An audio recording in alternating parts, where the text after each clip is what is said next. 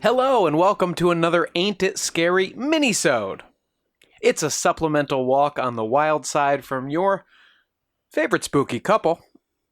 Caroline, this week you've got an interesting story for all the sports fans out there. Yes. So first of all, hello to our patrons. Did want to apologize for the slight delay in getting a new minisode up because things have been a little busy since this whole vaccine thing has really kicked into gear. Yeah, we're really excited about being able to go places, but now we also must go places. Yeah, it's a it's a catch-22. But we're here today, and thanks to the votes in our latest poll, I'll be discussing a bit of historical strangeness, the Curse of the Bambino. So since it's been a bit, I'm going to make this one a little longer than your typical minisode, so I hope y'all enjoy. So if you're not a baseball fan, you may not be super familiar with the Curse of the Bambino, but as far as curses go, I'd say it's pretty famous. The quick summary is that it's a baseball-related superstition due to the Boston Red Sox's inability to win the World Series in the 86-year straight period from 1918 to 2004. Major League Baseball has no shortage of clubs who have never made it to win a World Series, but there's also no shortage of superstition, curses, and old traditions. And to be fair, the Red Sox have been around they're one of the longest running teams. So some of those teams that have never won have only been around for a few decades. Very true. So where does the Bambino come in?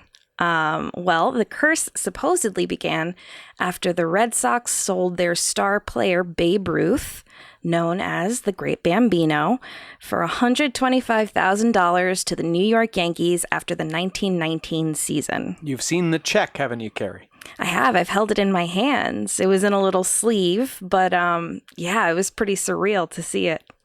Yeah, and for people who don't know, labor relations were a lot different for baseball players back then. So you wouldn't trade a player's contract or whatever. The clubs would sell the player, sell the rights to them, basically, to another club, and then that's who you're working for. Yeah.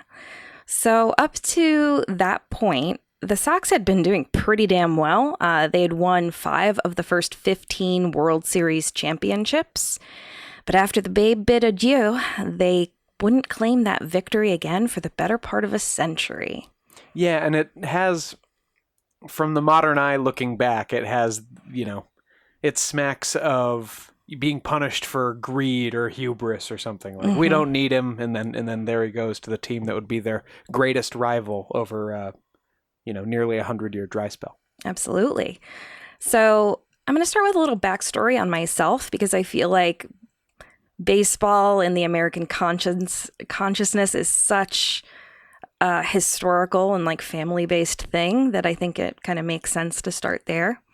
I personally grew up in a diehard baseball family. That was our family's sport. Some families are really into football. Ours was baseball. My great-grandparents came over from Italy and settled in the Bronx. And since then, being Yankees fans especially is basically in our blood. So my dad, Paul Ferrante, is an expert in the baseball stadium and collecting community, and you can read his work in Sports Collectors Digest, among other publications. But that means we've been visiting the National Baseball Hall of Fame in Cooperstown, New York, each year since before I was born. Probably when I was a fetus, to be honest. You might have been conceived there. I haven't asked. My parents have donated stuff to the hall. My family was given a VIP tour of the subterranean archives vault a few years back. And that's where I held that check that, was the signing away of Babe Ruth. And so as you can imagine, being around this since my birth, I kind of grew up entranced by the magic of baseball. More than any other sport, I find there's a kind of romance in it. And much of that is due to the sports and Major League Baseball's very long history. The game of baseball, as it's known today, started out in the 19th century and is a uniquely American game, with the National League being founded as far back as 1876. So really not far after the Civil War. That's how long this game has been around. Yeah, invented by Abner Doubleday. Quote unquote. In Cooperstown, New York, of course. So I was born in New York, and I grew up in the 1990s era of the Yankees' dominance, and the sport's really deep in my own history as well. So all this to say is that I grew up with the knowledge of the Curse of the Bambino, being told to me as a nice bedtime story, if you will, and also knowing about the Red Sox-Yankees rivalry. And my father has a Red Sox logo on his tombstone, so I also grew up hearing plenty about the Curse of the Bambino, but more in like whispered, hateful terms. Yeah, I mean, this rivalry is deep and it's very intense, especially before the early 2000s. It's let up somewhat since the Sox finally won the series again in 2004. Spoiler alert for anyone who hasn't been following baseball for the last 20 years. And they have won twice since, but I still don't know how smart it would be to wear a Yankees cap to Fenway Park even today. No. No, it's similar to wearing a Red Sox hat in Yankee Stadium. Well, sure, yeah. Except I think Boston fans are even more likely to actually beat you up. Yeah. Well, tell you how much your hat fucking sucks. Sure.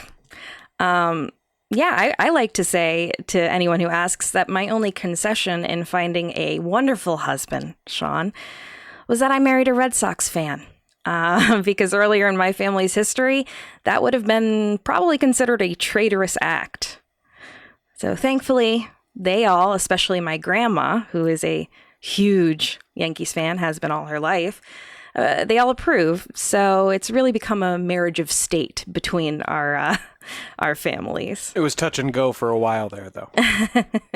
I will say, when I told Grandma, he's a Red Sox fan, she goes, "Oh, what?"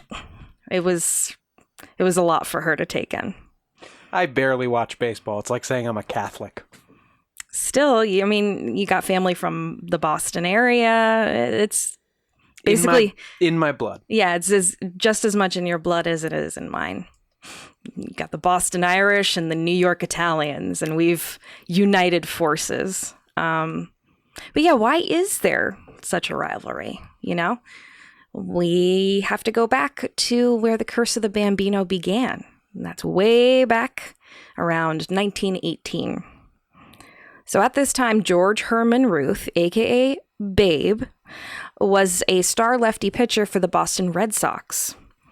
And if you're not into baseball or whatever, I totally get it, but I assume you know who the Babe was. You've probably seen him in old newsreels or the film The Sandlot. He makes his little cameo appearance. But simply put, the Babe is one of the greatest sportsmen of all time. It's like him, Michael Jordan, like Muhammad Ali. These are the giants of sport. And he's among the candidates for the title of greatest ever in baseball. Because in addition to his pitching prowess, the Babe could hit. He hit that ball. He was the winning pitcher in 2 of the 6 games of the 1918 World Series. But in 1919, he broke the MLB single-season home run record with the Sox, which made his sale to the Yankees all the more inexplicable. Money. So let's go into the standard lore of the curse. It goes like this. Red Sox owner and theatrical producer Harry Frazee sold Babe to the Yankees to use the proceeds to finance the production of a Broadway musical. Ooh, what musical? Was it a big hit? It's usually said to be No, No, Nanette. Well, that's one of my favorites. I listen to that original cast recording all the time. Big Nanette head? Perpetually. So that's the lore, but this isn't quite true. So Lee Montville, who's a fabulous baseball writer and happens to be a friend of my dad's, so shout out to Lee, he wrote in his book, The Big Bam, The Life and Times of Babe Ruth, that the production No No Nanette had originated as a non-musical stage play called My Lady Friends. Yes, Yanet. So it originated as play My Lady Friends, which opened on Broadway in December 1919. That play was what had been financed as a direct result of the Ruth deal, not No No Nanette. Okay, but then that was adapted into a musical called No No Nanette? Yes, but it wasn't like directly funded by this sale. The play was. Okay, so it was something with less of a budget that was less of a success? Possibly, but I mean, if they ever ask you guys in our audience, what Broadway musical was financed by the sale of Babe Ruth to the Yankees at pub trivia, and I think we have gotten this question, Sean, at bar trivia before, you can try and get some bonus points by telling them the real story. It was My Lady Friends that it funded. Although that's not a musical. It's a play. And you tell that trivia master. You put him in his place. It's a play. There are no songs. So why in the world would you sell the biggest star in baseball for a Broadway play? The reasons are a little gray. Ruth at the time was trying to renegotiate his deal. He was attempting to double his 3-year, $27,000 salary, despite the Sox not making it to the World Series in 1919. But why shouldn't he? I mean, he had just broken the home run record, and he was the biggest celebrity the sport had, not even just the team, like all of baseball. He was also what passed for like a good pitcher, too, right? Yes, he was a great pitcher, great hitter. So he was feeling confident. He wanted to renegotiate. But Harry Frazee was in debt from buying the Sox in 1916, and he still wanted to fund My Lady Friends, so selling the Babe was the easiest way for him to make a big sum of cash all at once. Yeah, so totally personal reasons. Pretty much. So he decided to sell the rights to Ruth to the New York Yankees, who at that point had never even appeared in a World Series. So off the Babe went to New York, and Frazee pocketed the $125,000. And thank God for that, because now we have the beloved American play and musical, No No Nanette. What were the, how long had the Yankees been around at this point, if you know? And they were called something else first, right? Were they the New York Americans or something? The Yankees began play in the 1901 season as the Baltimore Orioles. Oh! No relation to the modern Baltimore Orioles. That was a twist. And then they were purchased in 1903, moved to New York City, and called the New York Highlanders. And then the Highlanders were renamed the New York Yankees in 1913. So they were around, I think, around the same amount of time as the Red Sox, but they just hadn't been in a World Series. I mean, all of this change and moving back and forth, I'm sure that didn't help. What does the Oriole have to do with Baltimore? What, I assume it's a state bird, but... That city just keeps going back to that well. Love a bird. And the Ravens, too. Well, that's because of Edgar Allan Poe. Right, but I mean, both of them are birds.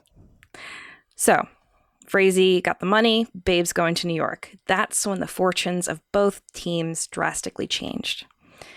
It's hard to argue now, even if you absolutely despise the team, which many Red Sox fans still do, that the Yankees didn't emerge over the 20th century as the quintessential American baseball team. They were winners, baby. Oh, yeah, that's why they were easy to hate. Yeah. They were the evil empire. Yeah, it's like hating George Clooney because he's so charming and handsome and a good actor. It's like, enough. We get it. But their winning streak really started when they acquired Babe Ruth. Babe single-handedly out-homered the entire Boston team in 10 of the next 12 seasons. Revenge seasons. Not revenge games. Revenge seasons. With his first home run as a Yankee coming during a 6-0 victory against none other than the Red Sox. The Yanks went on to win 4 World Series championships with Ruth on their roster, including him repeatedly breaking his single-season home run record through to 1927. A record that wouldn't be broken, and even then, with an asterisk, until Roger Maris managed to in 1961. So in the 84 years after the sale, the Yankees played in 39 World Series, winning 26 of them by 2004, and that was twice as many as any other team in Major League Baseball. Meanwhile, Over the same time span, the Red Sox played in only 4 World Series and lost all of them within 7 games, never managing to capture the championship until the new millennium. Yeah. I think I can point you to some guesses at reasons for that besides curses, but I want to hear about the curse first. Well, that's a great thing because we're about to go into it.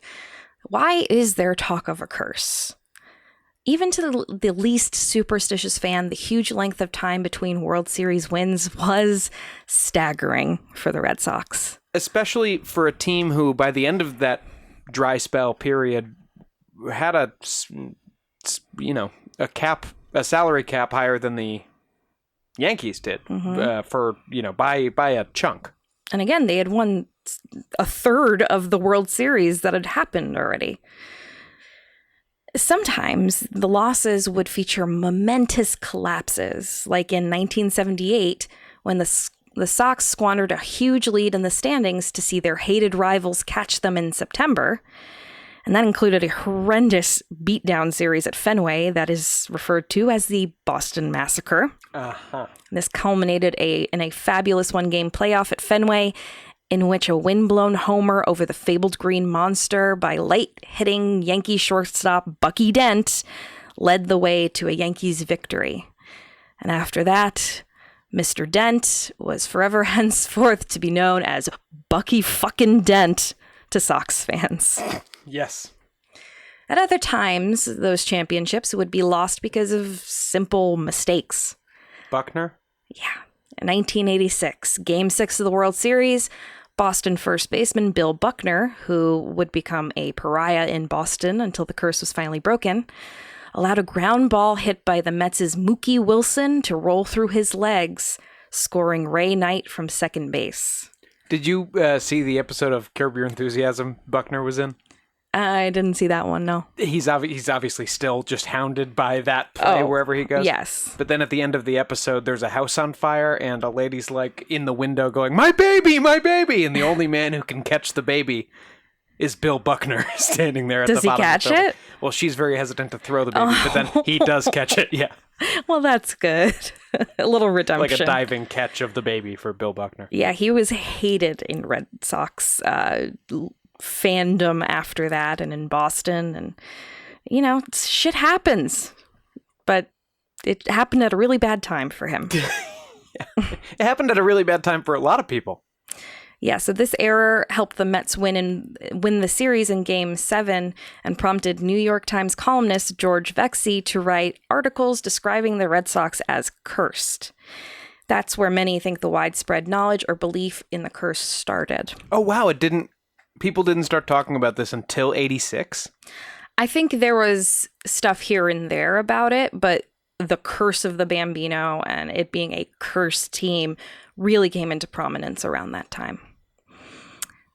Then, in both 1988 and 1990, the Red Sox advanced to the American League Championship Series, only to suffer 4-game sweeps, both times at the hands of the Oakland Athletics.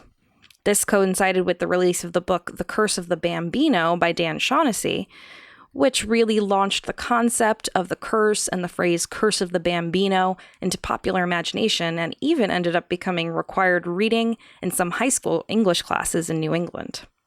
Belief in the curse became so widespread that there were concerted efforts to break it by many parties, including the Sox organization themselves. Oh, did they have an exorcism? I'm getting there. Red Sox fans attempted various methods over the years to exorcise their famous curse, like placing a Red Sox cap atop Mount Everest and burning a Yankees cap at its base camp. That's a ritual. Mm-hmm. Some tried to unearth a piano owned by Ruth that he had supposedly pushed into a pond near his Sudbury, Massachusetts farm, Home Plate Farm, believing that if the piano was recovered and restored to its original condition, the curse would be broken. But only when you play Sweet Caroline on it 3 times. Yes. Others even organized an exorcism outside of Fenway Park. Perhaps my favorite story is in 1976, when the Red Sox brought in Lori Cabot, the official witch of Salem, Massachusetts, to end a 10-game losing streak. I've been to Salem, Massachusetts. There's a lot of witches, and none of them seem official. She is the official witch, and she was declared this around the same time by the governor of Massachusetts. Okay. So the losing streak ended after Lori intervened, but the curse of the Bambino did not. Though Red Sox manager Daryl Johnson did say, quote, "Whatever did it for us, I'm happy about it." And I will say in Cabot's defense, I did have a reading done by her protege Lorelei at Cabot's former witch shop that said I'd meet my future husband within 6 months. And 3 months later, Sean here slid headfirst into my life. So. I'm glad that sentence ended in life. Yeah. So, in Ken Burns' 1994 documentary Baseball, former Red Sox pitcher Bill Lee suggested that the Red Sox should exhume the body of Babe Ruth, transport it back to Fenway, and publicly Good so far. publicly apologize to the corpse for trading Ruth to the Yankees. Yeah, that seems Totally normal. Who wouldn't want their corpse to be exhumed and dragged out to be apologized to in front of the public? Yeah. It was a tall order and, of course, never ended up happening. What a joyous day for the family. 2 occurrences in 2004 might have been the things to bring the curse to an end for good. The first was during a game on August 31st, 2004, when a foul ball hit by Sox player Manny Ramirez flew into the stands and hit a kid in the face, knocking 2 of his teeth out. Well, it's just Manny being Manny, you know? The kid happened to be 16-year-old Lee Gavin, a Boston fan whose favorite player was Ramirez, and who happened to live on the aforementioned Sudbury home plate farm previously owned by Babe Ruth. That same day, the Yankees suffered their worst loss in team history, a 22-0 murder at home against the Cleveland Indians. Wait, so whacking this kid in the face with the baseballs, what did it? Yeah, I'm not sure why hitting this poor Sox fan in the face would have broken the curse, even if he did live in Babe's old house. But that is the first theory. Okay. And it does coincide with the Yankees' worst loss ever. Yeah, but what else happened on that day? Maybe there was some other trigger. And there was a tsunami. And the second theory is that the Sox have Jimmy Buffett to thank for the end of the curse. I'm listening. Buffett and his warm-up band, with one of them dressed as Ruth and one of them dressed as a witch doctor, performed a comedic curse-breaking ceremony at a Fenway concert in September 2004. Coincidentally, the Sox would end up winning their first World Series since the trade of Babe Ruth soon after. That's all you needed was a little cultural appropriation. So that brings us to the 2004 World Series. Perhaps the curse was only able to be broken by the Red Sox going up against the Yankees for the American League Championship Series. Because remember, they didn't beat the Yankees in the World Series itself, just for the American League title. Well, they're both American League teams. Yeah, but everyone remembers the Yankees' loss.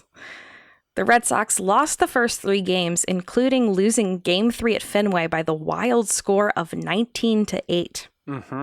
I remember this very well. And some later noted the similarity of this score to 1918, the year of the Sox's previous championship.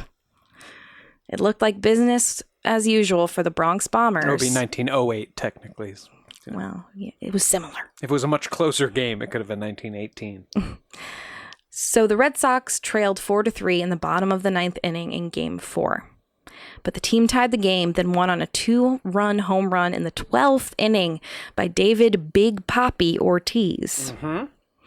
The Red Sox won the next 3 games to become the first MLB team to capture a 7-game postseason series after losing the first 3, moving to the 100th edition of the World Series against the St. Louis Cardinals and winning in a 4-game sweep. Ironically, or perhaps because of the curse, Cardinals shortstop Edgar Renteria, who wore the same number as Ruth, 3, made the final out of the series and thus sealed the Sox's historic win. So maybe it was, like a sign of we're finally winning over him.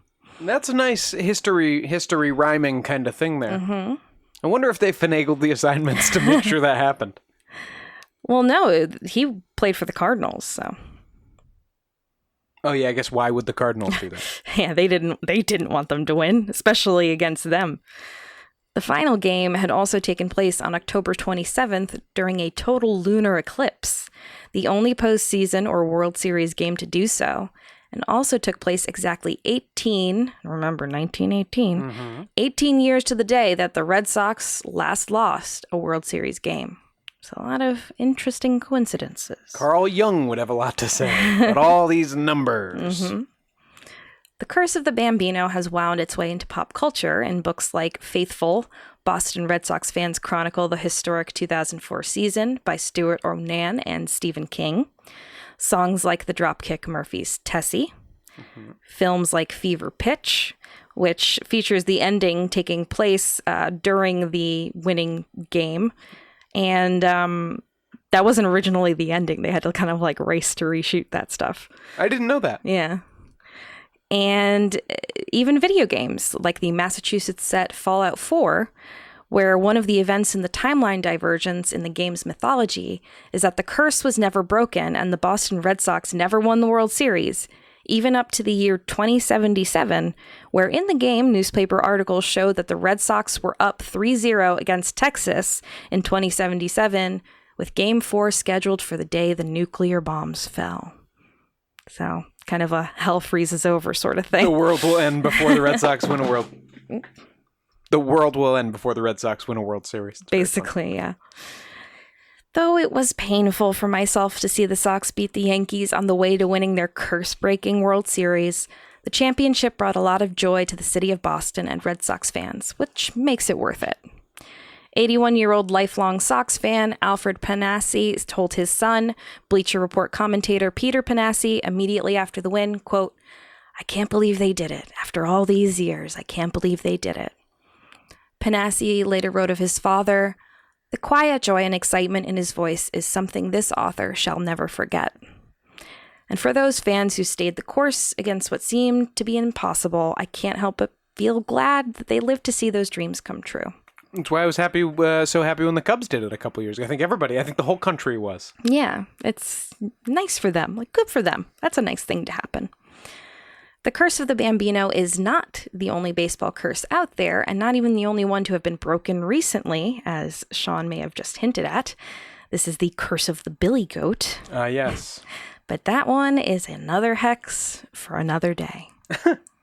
I think the Red Sox obviously shot themselves in the foot and mismanaged talented rosters at times. But also, I think they were behind the rest of the sport at a lot of different periods. Mm-hmm. I think they were behind breaking the color. I think they were the last team to allow black players the, ability to play for them. Yeah, not great, Red Sox. Honor of sitting on their stupid benches. Not great, Red Sox, yeah. And then I think they were one of the later teams to really get headfirst into all the new analytics stuff. I could be wrong on that. And again, I'm not a historian. I'm not a good baseball historian, but they certainly didn't help themselves at certain points. For sure, they have at times been an organization that looks back at tradition instead of forward to the future, and I don't think that's a way to win championships. No, and I think they finally kind of fixed that. Around the time when they started winning again. Unless the owner just saw the future in Broadway. True that. But maybe they should have been producing plays the whole time. Yeah, it would be ironic if they had funded damn Yankees. So yeah, that's the story of the Curse of the Bambino. I love it, and thank you for sharing it with us, Carrie. And now I guess there's nothing else to say except play ball.